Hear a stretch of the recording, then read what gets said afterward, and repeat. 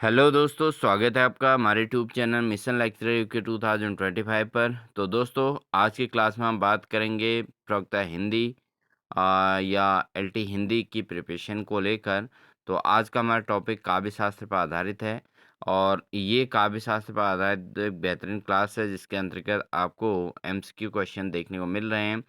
तो बिना स्किप किए पूरी क्लास को ज़रूर वॉच कीजिएगा। साथ ही जो अभ्यर्थी चैनल पर नए हैं वो चैनल को सब्सक्राइब ज़रूर कर लें। बेल आइकन दबाकर ऑल नोटिफिकेशन ऑन कर लीजिएगा जिससे आपको लगातार इसी प्रकार की क्लासेज हमारे चैनल पर देखने को मिलेंगी। और ये हमारी क्लासेज लगातार जो चल रही हैं दोस्तों, आप प्लेलिस्ट में देख सकते हैं। हमने हिंदी की प्लेलिस्ट बनाई है, तो आप लगातार 104 तक की क्लासेज हमारी जो है देख सकते हैं। तो प्रीवियस क्लास आप लगातार देख लीजिएगा जिससे आपकी बहुत मजबूत प्रिपरेशन हो जाएगी। तो ज़्यादा समय न लेते हुए आज की क्लास को स्टार्ट करते हैं दोस्तों। लेते हैं पहला प्रश्न। क्वेश्चन है, काव्य की आत्मा किसे कहा गया है? तो काव्य की आत्मा किसको कहा जाता है दोस्तों? ऑप्शन है अलंकार, रस, शब्द या छंद। तो काव्य की आत्मा किसे कहा जाता है? तो काव्य की आत्मा जो होती है दोस्तों वो होती है रस। रस को काव्य की आत्मा कहा जाता है, इसलिए इसका ऑप्शन नंबर बी इसका सही आंसर हो जाएगा। बढ़ते हैं दोस्तों अगले क्वेश्चन की ओर। अगला क्वेश्चन दोस्तों, जैसे काव्य की आत्मा रस को कहा जाता है, अब इस रस सिद्धांत के प्रवर्तक कौन हैं? तो दोस्तों, रस सिद्धांत के प्रवर्तक कौन हैं? ऑप्शन है आनंदवर्धन, भरत मुनि, मम्मट या भामह। तो रस सिद्धांत के प्रवर्तक जो रस सिद्धांत को महत्व देते हैं काव्य के अंतर्गत, वो हैं दोस्तों भरत मुनि। कौन हैं? भरत मुनि रस सिद्धांत के प्रवर्तक के तौर पर जाने जाते हैं, इसलिए ऑप्शन नंबर बी इसका बिल्कुल सही आंसर होगा दोस्तों। बढ़ते हैं दोस्तों तीसरे क्वेश्चन की ओर। क्वेश्चन है, ध्वन्यालोक ग्रंथ के रचयिता कौन हैं? तो ध्वन्यालोक नामक जो ग्रंथ है काव्य के अंतर्गत, वो उसके रचयिता कौन हैं? ऑप्शन है दंडी, वामन, आनंदवर्धन या विश्वनाथ। तो ध्वन्यालोक जो ग्रंथ है दोस्तों, इसके रचयिता के तौर पर जाने जाते हैं आनंदवर्धन। आनंदवर्धन दोस्तों ध्वन्यालोक नामक ग्रंथ के रचयिता हैं, तो इसलिए ऑप्शन नंबर सी इसका बिल्कुल सही आंसर होगा। तो जो भी अभ्यर्थी नए हैं प्लीज़ अपना जो है नोट्स बनाते रहें, और जो भी प्रश्न आपको नए लग रहे हैं उनको आप ज़रूर जो है एक नोटिस तरीके से बिल्कुल प्रिपेयर करें, क्योंकि एग्ज़ाम में इसी प्रकार के प्रश्न आपको देखने को मिलने वाले हैं। बढ़ते हैं दोस्तों अगले प्रश्न की ओर। अगला प्रश्न है, अलंकार का मुख्य कार्य क्या है? तो दोस्तों, काव्य के अंतर्गत जो अलंकार होते हैं, विभिन्न प्रकार के अलंकार हैं काव्य में। तो उन अलंकारों के द्वारा काव्य की शोभा कैसे बढ़ती है, यानी कि अलंकार से जो है कार्य मतलब किसी भी काव्य के अंतर्गत क्या होता है, अर्थ स्पष्ट होता है या शोभा बढ़ती है या छंद बनाना या भाव प्रकट होना। तो दोस्तों, जो अलंकार होते हैं वो जो है काव्य की शोभा को बढ़ाते हैं। ठीक है, आपने जो है अलंकारों में शब्दालंकार और अर्थालंकार पढ़े हैं, तो वो जो है क्या कर देते हैं, किसी भी काव्य की शोभा को बढ़ाते हैं। तो ऑप्शन नंबर बी इसका सही आंसर हो जाएगा। बढ़ते हैं दोस्तों अगले प्रश्न की ओर। अगला प्रश्न है, श्रृंगार रस। तो जो श्रृंगार रस होता है दोस्तों, इसका स्थायी भाव क्या है? तो ऑप्शन है रति, शोक, हास या क्रोध। तो श्रृंगार रस का स्थायी भाव क्या होगा? तो श्रृंगार रस जो है दोस्तों, इसका स्थायी भाव होता है दोस्तों रति। रति दोस्तों स्थायी भाव है श्रृंगार रस का, इसलिए ऑप्शन नंबर ए इसका बिल्कुल सही आंसर हो जाएगा। बढ़ेंगे दोस्तों अगले प्रश्न में। अगला प्रश्न है, काव्य प्रकाश के लेखक कौन हैं? तो काव्य प्रकाश नामक जो काव्य रचना है उसके लेखक कौन हैं? ऑप्शन है विश्वनाथ, मम्मट, दंडी या भामह। तो काव्य प्रकाश के लेखक हैं दोस्तों ऑप्शन नंबर बी, यानी कि मम्मट दोस्तों इसमें काव्य प्रकाश के लेखक हैं। तो ऑप्शन नंबर बी इसका सही आंसर हो जाएगा। अगला प्रश्न है उपमा अलंकार। उपमा अलंकार में किनकी तुलना की जाती है? तो उपमा अलंकार दोस्तों जो है उसमें किसकी तुलना की जाती है? ऑप्शन है शब्द शब्द की, या वाक्य वाक्य की, या उपमेय की उपमान से, या भाव भाव की। तो दोस्तों जो उपमा अलंकार होता है, जब उपमेय और उपमान में तुलना की जाती है, तो वहाँ पर दोस्तों उपमा अलंकार होता है। तो ऑप्शन नंबर सी इसका सही आंसर हो जाएगा। लेते हैं दोस्तों अगला प्रश्न। अगला प्रश्न है करुण रस का स्थायी भाव क्या है? तो करुण रस दोस्तों जो है ये करुणा और दुख से संबंधित है। तो इस रस का स्थायी भाव क्या होगा? ऑप्शन है रति, शोक, उत्साह, या भय। तो बहुत आसान सा प्रश्न है दोस्तों। जो करुण रस का स्थायी भाव है वह है शोक। तो ऑप्शन नंबर बी इसका सही आंसर हो जाएगा। करुण रस का स्थायी भाव क्या है? वह है शोक है दोस्तों। क्या है? शोक। अगला प्रश्न है दोस्तों रीति सिद्धांत के प्रवर्तक कौन हैं? तो रीति सिद्धांत के प्रवर्तक कौन हैं? ऑप्शन है वामन, भामह, मम्मट, या आनंदवर्धन। तो जो रीति सिद्धांत है दोस्तों इसके प्रवर्तक के तौर पे कौन जाने जाते हैं? इसके प्रवर्तक हैं दोस्तों वामन। रीति सिद्धांत के प्रवर्तक कौन हैं? वामन है रीति सिद्धांत के प्रवर्तक। इसलिए ऑप्शन नंबर ए इसका सही आंसर हो जाएगा। बढ़ते हैं दोस्तों अगले प्रश्न की ओर। अगला प्रश्न है वक्रोक्ति सिद्धांत किससे संबंधित है? जो वक्रोक्ति सिद्धांत है दोस्तों किससे संबंधित है? ऑप्शन है कुंतक, भरत, विश्वनाथ, या दंडी। तो वक्रोक्ति सिद्धांत दोस्तों जो है वो किससे संबंधित है? ये संबंधित है दोस्तों कुंतक। किससे संबंधित है? कुंतक से संबंधित है दोस्तों वक्रोक्ति सिद्धांत। इसलिए ऑप्शन नंबर ए इसका बिल्कुल सही आंसर हो जाएगा। लेते हैं दोस्तों अगला प्रश्न। अगला प्रश्न है हास्य रस का स्थायी भाव क्या है? तो हास्य रस का स्थायी भाव क्या है? ऑप्शन है हास, रति, शोक, या क्रोध। जो हास्य रस है दोस्तों इसका स्थायी भाव होता है ये होता है हास। ठीक है। तो हास्य रस जो है हास्य का स्थायी भाव होता है। इसलिए ऑप्शन नंबर ए इसका बिल्कुल सही आंसर हो जाएगा। बढ़ेंगे दोस्तों अगले प्रश्न में। अगला प्रश्न है साहित्य दर्शन के रचयिता कौन हैं? तो मोस्ट इम्पोर्टेंट है दोस्तों। इसको आप जरूर नोट कीजिएगा, एग्जाम आया हुआ है पहले भी। तो साहित्य दर्शन के रचयिता कौन है? ऑप्शन है मम्मट, विश्वनाथ, दंडी, या वामन। तो साहित्य दर्शन जो रचना है दोस्तों इसके रचयिता कौन है? ये है दोस्तों विश्वनाथ। विश्वनाथ की रचना है दोस्तों साहित्य दर्शन। इसलिए ऑप्शन नंबर बी इस प्रश्न का सही आंसर हो जाएगा। दोस्तों आप अपना नोट्स ज़रूर प्रिपेयर करते रहें, और साथ ही जो अभ्यर्थी चैनल पर नए हो चैनल को सब्सक्राइब भी कर लें, क्योंकि आगामी एग्ज़ाम्स तक आपको बेहतरीन क्लासेस हमारे द्वारा देखने को मिलेंगी। प्रीवियस पेपर्स सॉल्व मिलेंगे, और साथ ही दोस्तों आपको लगातार हमारी क्लासेस भी देखने को मिलती रहेंगी। तो साहित्य दर्शन के रचयिता कौन हैं? वह हैं विश्वनाथ। और साथ ही दोस्तों आप हमारे इसके डिस्क्रिप्शन में जो है टेलीग्राम चैनल का लिंक दिया है, आप टेलीग्राम चैनल भी ज़रूर ज्वाइन कर लीजिएगा दोस्तों। ठीक है, क्योंकि यहाँ पर हम बहुत सारे अपडेट्स देते रहते हैं टेलीग्राम पे, इसलिए उसको भी आप ज़रूर ज्वाइन कर लीजिएगा।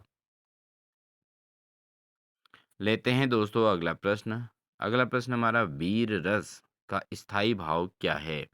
तो वीर रस जो है ये एनर्जेटिक रस है, ऊर्जा से भरा हुआ है, और इसका जो स्थायी भाव होता है दोस्तों, ऑप्शन है आपके पास क्रोध, उत्साह, भय, और रति। तो वीर रस का स्थायी भाव होता है दोस्तों उत्साह। ठीक है। और विभत्स रस और जो है रौद्र रस, इनके स्थायी भाव है, जैसे रौद्र रस का स्थायी भाव है क्रोध है। ठीक है। तो ये आपको जो है इस तरीके से आपने समझना है। तो हर प्रश्न बहुत महत्वपूर्ण है दोस्तों, किसी भी प्रश्न को आसान न समझें। सभी प्रकार के रस और उनके स्थायी भाव को बिल्कुल प्रिपेयर कर लें, और साथ ही जो भी चीज़ें आपको इसमें नए देखने को मिल रही हैं उनको ज़रूर नोट करते रहें। अगला प्रश्न है दोस्तों, ध्वनि सिद्धांत का संबंध किससे है? तो ध्वनि सिद्धांत दोस्तों ये किससे संबंधित है? ऑप्शन है शब्द से, अर्थ से, छंद से या अलंकार से। तो जो ध्वनि सिद्धांत है दोस्तों वो संबंधित किससे है? वो संबंध रखती है अर्थ से। तो ध्वनि सिद्धांत के अंतर्गत जो है मेन रोल होता है अर्थ का, इसलिए ऑप्शन नंबर बी इसका बिल्कुल सही आंसर हो जाएगा। अगला क्वेश्चन है दोस्तों, भयानक रस का स्थायी भाव क्या है? तो भयानक रस जो है दोस्तों के उसका स्थायी भाव क्या है? ऑप्शन है क्रोध, भय, शोक या हास। तो जो भयानक रस है दोस्तों इसका जो स्थायी भाव होता है वो होता है भय। ठीक है, भयानक रस का स्थायी भाव क्या है? ये है दोस्तों भय है भयानक रस का स्थायी भाव। ऑप्शन नंबर बी इसका सही आंसर हो जाएगा। बढ़ते हैं दोस्तों अगले प्रश्न की ओर। अगला प्रश्न है, काव्य में रस की निष्पत्ति किससे होती है? तो काव्य के अंतर्गत जो रस है उसकी निष्पत्ति किससे होती है? ऑप्शन है अलंकार से, विभाव, अनुभाव या संचारी भाव से, छंद से या रीति से। तो में जो रस की निष्पत्ति होती है दोस्तों वो होती है विभाव, अनुभाव और संचारी भाव के द्वारा काव्य के अंतर्गत रस की निष्पत्ति होती है। तो ऑप्शन नंबर बी इसका बिल्कुल सटीक आंसर होगा। बढ़ेंगे दोस्तों अगले प्रश्न में। अगला प्रश्न है, काव्य दर्श नामक जो ग्रंथ है इस ग्रंथ के लेखक कौन हैं? ऑप्शन है भामह, दंडी, वामन या आनंदवर्धन। काव्य दर्श जो ग्रंथ है दोस्तों इसके लेखक हैं वह हैं दंडी। दंडी ने काव्य दर्श नामक ग्रंथ लिखा है, इसलिए ऑप्शन नंबर बी इसका बिल्कुल सही आंसर हो जाएगा। अगला प्रश्न है दोस्तों, जो शांत रस है, शांत रस का स्थायी भाव माना जाता है। तो शांत रस का स्थायी भाव क्या होगा? ऑप्शन है ज्ञान या वैराग्य या रति या शोक। तो शांत रस दोस्तों ना तो ज्ञान है, ना ही रति है, ना ही शोक है। इसका स्थायी भाव है वैराग्य। ठीक है दोस्तों, तो वैराग्य जो है शांत रस का स्थायी भाव होता है। तो ऑप्शन नंबर बी इसका सही आंसर हो जाएगा। इस स्थायी भाव को दोस्तों निर्वेद भी कहते हैं। ठीक है, तो शांत रस का स्थायी भाव क्या है? तो वह है दोस्तों निर्वेद या वैराग्य। वैराग्य मतलब होता है दोस्तों उदासीनता। तो शांत रस का स्थायी भाव क्या होगा? तो ये होगा दोस्तों वैराग्य। और वैराग्य को निर्वेद भी कहते हैं और निर्वेद को उदासीनता भी कहा जाता है। जब मनुष्य सांसारिक मोह माया को त्याग कर परमात्मा के वास्तविक ज्ञान ले लेता है तो उसको हम वैराग्य को प्राप्त करना कहते हैं और यही शांत रस का स्थायी भाव माना जाता है। ठीक है दोस्तों, तो निर्वेद भी इसको कहते हैं। अगला प्रश्न है दोस्तों, अनुप्रास अलंकार किस प्रकार का अलंकार है? तो अनुप्रास अलंकार किस प्रकार का अलंकार है? ऑप्शन है अर्थालंकार, शब्दालंकार, मिश्र अलंकार या अर्थ शब्द अलंकार। तो दोस्तों जो अनुप्रास अलंकार है दोस्तों ये शब्दों के आधार पर जाना जाता है, इसलिए इसको शब्दालंकार कहते हैं। ऑप्शन नंबर बी इसका सही आंसर हो जाएगा। अगला क्वेश्चन दोस्तों, काव्यम रसात्मकम काव्यम किसका कथन है? तो काव्य की जो है जो काव्य की शोभा बढ़ाने वाला कौन है वो रस है। ये किसने कहा था? ऑप्शन है मम्मट, भामह, विश्वनाथ या भरत मुनि। तो दोस्तों जो काव्य रसात्मकम काव्यम किसका कथन है? ये है दोस्तों विश्वनाथ का कथन है। तो आप भी अपने सभी आंसर चेक कर रहे होंगे और अपना आंसर ज़रूर दीजिएगा। कमेंट सेक्शन में दोस्तों आप मैक्सिमम लोगों के कमेंट्स आपको कमेंट सेक्शन में देने हैं कि आप 30 में से कितना स्कोर कर पाए हैं। तो इसलिए पूरी क्लास को ज़रूर वॉच कीजिएगा और अपने आप को भी चेक कीजिएगा और जो नई चीज़ आपको देखने को मिले उसको ज़रूर नोटिस कर लीजिएगा।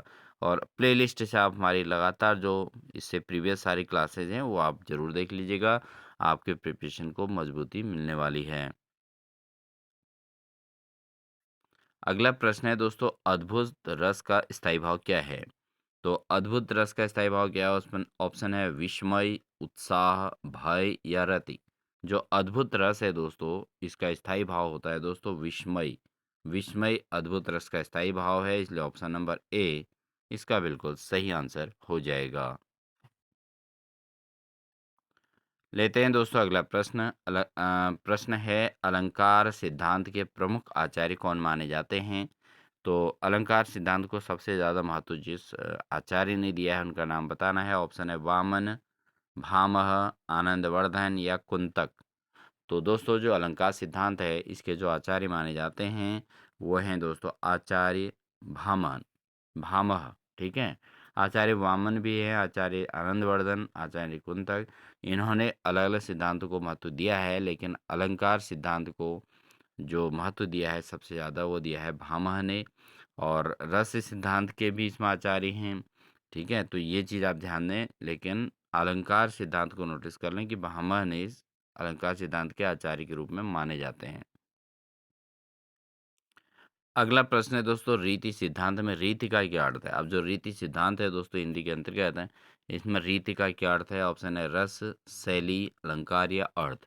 तो रीति का जो अर्थ होता है दोस्तों वो होता है शैली। ठीक है, रीति सिद्धांत में रीति का अर्थ क्या है? यह है दोस्तों शैली है, इसलिए ऑप्शन नंबर बी इसका सही आंसर हो जाएगा। बढ़ेंगे दोस्तों अगले प्रश्न में। अगला प्रश्न है, उत्प्रेक्षा अलंकार में क्या प्रधानता होती है? तो जो उत्प्रेक्षा अलंकार है दोस्तों उसमें किस चीज़ की प्रधानता होती है? ऑप्शन है वास्तविकता, विरोध, कल्पना या पुनरुक्ति। तो उत्प्रेक्षा अलंकार जो होता है दोस्तों इसमें सबसे ज़्यादा प्रधानता जो देखी गई है वो देखी जाती है कल्पना की, यानी कि सोच की। ठीक है, सोचने की, कल्पना करने की, इसकी प्रधानता को उत्प्रेक्षा अलंकार कहते हैं। तो इसमें सबसे अधिक उत्प्रेक्षा अलंकार जो होता है दोस्तों उसके अंतर्गत काव्य में सबसे अधिक कल्पना की प्रधानता होती है। तो इसलिए ऑप्शन नंबर सी इसका सही आंसर हो जाएगा। बढ़ते हैं दोस्तों अगले प्रश्न में, विभत्स रस का स्थायी भाव क्या है? तो ऑप्शन है घृणा, भय, शोक या क्रोध। तो जो विभत्स रस होता है दोस्तों उसका स्थायी भाव क्या होता है? इसका स्थायी भाव होता है दोस्तों घृणा। घृणा दोस्तों विभत्स रस का स्थायी भाव है। तो ऑप्शन नंबर ए इसका सही आंसर हो जाएगा। और साथ ही दोस्तों बढ़ते हैं अगले प्रश्न की ओर। दोस्तों आपको ये प्रश्न कुछ आसान भी ज़रूर लग रहे होंगे, लेकिन बहुत सारे क्वेश्चंस आपको नए भी देखने को मिलेंगे। इसलिए आप ज़रूर अपने आप को चेक कीजिएगा, क्योंकि काव्य शास्त्र के अंतर्गत आपको ऐसे प्रश्न देखने को मिलेंगे जो आपको एग्जाम में कन्फ्यूजन पैदा करेंगे। इसलिए आप ज़रूर नोट कर लीजिएगा, और साथ ही इन प्रश्नों पर अगर आप 30/30 स्कोर कर पा रहे हैं तो इट मीन्स आप एक बेहतरीन प्रिपरेशन की ओर चल रहे हैं, और आप एक बिल्कुल सही ट्रैक की ओर हैं प्रवक्ता के एग्ज़ाम को क्रैक करने के लिए। और साथ ही जो अभ्यर्थी एलटी की प्रिपरेशन के लिए हमारे क्लासेस के अंदर जुड़े हैं, उनको हम आगे भी लगातार इसी प्रकार की क्लासेस कराते रहेंगे, और आप प्लेलिस्ट से भी हमारी सारी क्लासेस को ज़रूर वॉच कर लीजिएगा।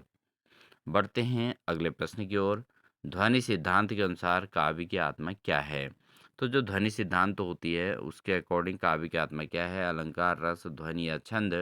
तो इसके अकॉर्डिंग जो है काव्य की आत्मा है ध्वनि। ठीक है, तो ध्वनि सिद्धांत के अकॉर्डिंग है दोस्तों ये इस चीज़ का ध्यान दें। तो ध्वनि सिद्धांत के अंतर्गत काव्य की आत्मा है ध्वनि। तो अलग अलग काव्य के अंतर्गत अलग अलग सिद्धांत हैं। रस सिद्धांत अलग है, अलंकार सिद्धांत अलग है। तो इनके अकॉर्डिंग काव्य की आत्मा अलग-अलग मानी गई है। तो ध्वनि सिद्धांत के अंतर्गत काव्य की आत्मा को ध्वनि ही माना गया है। ठीक है? अगला प्रश्न है रूपक अलंकार में। तो यहाँ पर जो ऑप्शन है उनके अकॉर्डिंग आंसर देना होता है दोस्तों। तो रूपक अलंकार में क्या है? केवल तुलना होती है, या उपमेय में उपमान का पूर्ण आरोप होता है, या विरोध होता है, या कल्पना नहीं होती। तो रूपक अलंकार में क्या होता है दोस्तों? इसके अंतर्गत दोस्तों उपमेय में उपमान का पूर्ण आरोप होता है। तो रूपक अलंकार दोस्तों जो है ये उपमेय में उपमान का पूर्ण आरोप होता है। इसलिए ऑप्शन नंबर बी इसका बिल्कुल सही आंसर हो जाएगा। नेक्स्ट है दोस्तों, रौद्र रस का स्थायी भाव क्या है? तो रौद्र रस का स्थायी भाव क्या है? क्रोध, शोक, भय और हास। तो रौद्र रस जो है इसका स्थायी भाव दोस्तों क्या है? ये है दोस्तों क्रोध। ठीक है, तो क्रोध दोस्तों रौद्र रस का स्थायी भाव है, इसलिए ऑप्शन नंबर ए इसका सही आंसर हो जाएगा।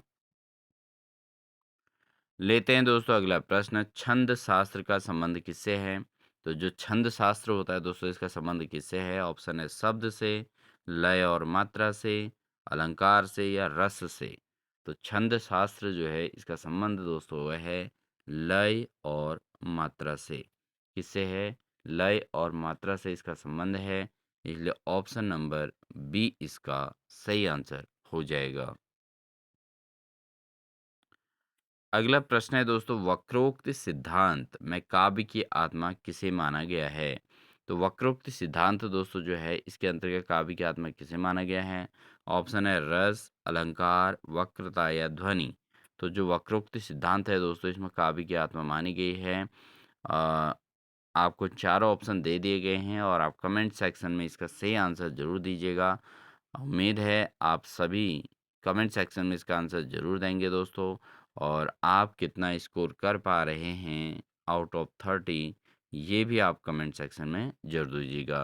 तो आपके कमेंट्स के द्वारा ही आपकी उपस्थिति निर्धारित होगी और हमें भी क्लासेस का मोटिवेशन मिलेगा।